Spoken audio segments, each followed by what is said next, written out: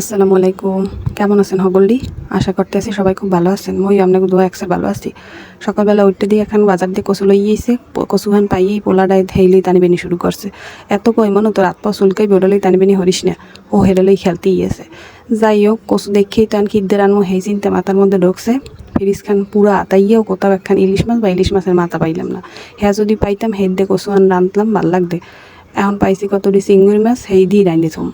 কচুর এই চুলকে বাসার লাগি দেখেন দুই হাতে দুগ্গ পলিথিন বাঁধতে লইছি।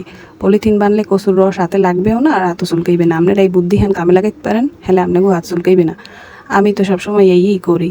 এখন কচু হান ভালো মতো কুটতে সিলে কাটতে লবণ লাগাইলাম, দুঃখিত লবণ লাগামো না, সিলে কাটতে ভালো মতো ধুইয়ে লম। আজকে কচুর আগাহান খামো, কাল গই গোড়াডু দিয়ে ভালো মতো রানমো। আজকে কচুটা কি বিলে রান দিয়ে আপনারা একটু দেখেন। মই যে বিলে রানমো হে বিলে আপনারা যদি রান দেন আপনারা হাত চারটে কুটতে খাইয়ে লাইবেন, আঙ্গুলও খাইয়ে লাইতে পারেন। আজকে যে কচুটা আনছে এটা হচ্ছে পানি কচু। মোর সকল রকমের কচুই ভাল লাগে, গড়ি কচু, মান কচু, এরপর দুধমান কচু, কী কচু আছে সব কচুর নামও জানি না, কিন্তু কচু তরকারিটা মোর পছন্দ খুব। এই দুইতে করতে যে যন্ত্রণা হেললে গিয়ে একসে ডরাই রানতে ইচ্ছে করে না। কেউ যদি একটু রাঁধতে দিতে হেলে খাইতে খুব ভাল লাগবে। যাই হোক এরপর নিজে যেহেতু পছন্দ করি, কষ্ট হইলেও রাঁধতে পারি, খাওয়াই লাগবে। ইলিশ মাছের মাথায় দিয়ে কচু শাক রাঁধলে সেটা সবচেয়ে বেশি ভাল লাগে, কিন্তু আজকে ইলিশ মাছ নাই, চিংড়ি মাছ দিয়ে কাম চালাই নিতে হইবে। ভিডিও খান দেখতে দেখতে যদি ভিডিওর কোনো খান দিয়ে আপনাকে একটু ভালো লাগে থাকে হলে প্লিজ মোর ভিডিওতে এখন লাইক দিয়ে দেবেন আর মোর চ্যানেলটা সাবস্ক্রাইব করে পাশে থাকা বেল আইকনটা প্রেস করে রাখবেন। হলে মই ভিডিও দেওয়ার লগ লগ আপনাকে দ্বারা নোটিফিকেশন যাইবে গিয়ে আপনাকে সময় মতো ভিডিও খান দেখে লইতে পারবেন, বুঝলেন?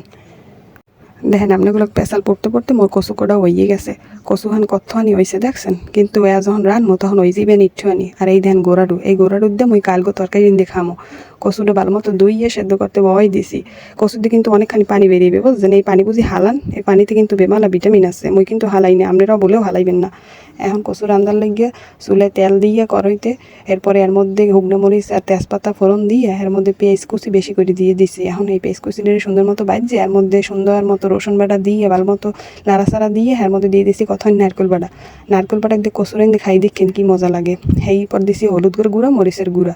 এরপর ভালো মতো মশলাটারে কষাইতে হইবে, কষাইয়ে যখন তেলটা উপরে উঠতে আইবে তখন এর মধ্যে দিয়ে দিতে হইবে কতটি চিংড়ি মাছ আর কতটি কাঁচামরিচ। এরপর সুন্দর মতো গুতাইয়ে কষাইয়া এরপর যখন একেবারে কষাকষি চরম পর্যায়ে পৌঁছেই যাইবে এরপর আগে হইতে সেদ্ধ করে কচুগুলো দিয়ে দিতে হইবে। সেদ্ধ করা কচুটা দেওয়ার পর অনেকক্ষণ ধরে কিন্তু লাড়াচাড়া দিতে হইবে। লাড়াচাড়া দিয়ে কচুটার লগে মশলাটা ভালো মতো মিশিয়ে দিতে হইবে। মিশিয়ে দেওয়ার পর কচুটা অনেকক্ষণ বইয়ে কষতে দিতে হইবে। কষতে যখন ভালো মতো কষাই নেবে তখন এর মধ্যে পরিমাণ মতো লবণ দিয়ে দিতে হইবে আর টাহাই দিতে হইবে। টাহাই কচুগুলোর একটা ভাঙ্গি চুরি চুরমার করে দিতে হইবে। ভাঙ্গি চুরি চুরমার করা যখন হয়ে যাবে তখন দেখবেন মশলা আর কচুতে কি সুন্দর মাখামাখি হয়ে যাবে। মশলা আর কচু যখন মাখামাখি হয়ে একটা সুন্দর মাখা কচু তরকারি হয়ে যাবে তখন এটা নামাই হেলাইবেন। এই কচু তরকারি দিয়ে আপনি 3 থাল ভাত এমনি খাইয়ে লাগতে পারবেন। মই তো 1 থাল ভাত এখনই খাইয়ে লাইছি।